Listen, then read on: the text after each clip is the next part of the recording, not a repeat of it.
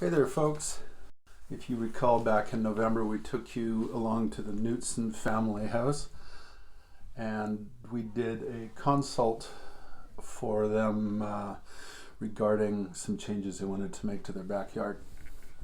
I'm just about to the point where I've got the concept drawing ready to go, so we thought we would give you an idea of how I get to that point.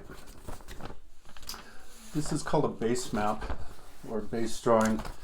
This is generated from the survey plans that the customer was able to supply me, also some site measurements that I took.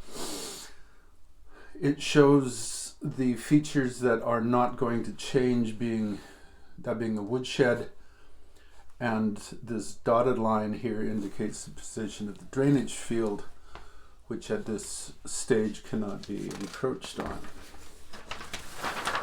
The second one, this shows where everything is right now. This is the hot tub, garden shed, storage box for the kids' play, toys, so on. Some trees that are existing. Most interestingly is it indicates the extent of encroachment onto the field here, which we're going to try and remedy a little bit in the final product. So this is where we're at right now. This is most of the way towards a concept drawing. I'm going to add some labels just so that it's obvious what I'm talking about here.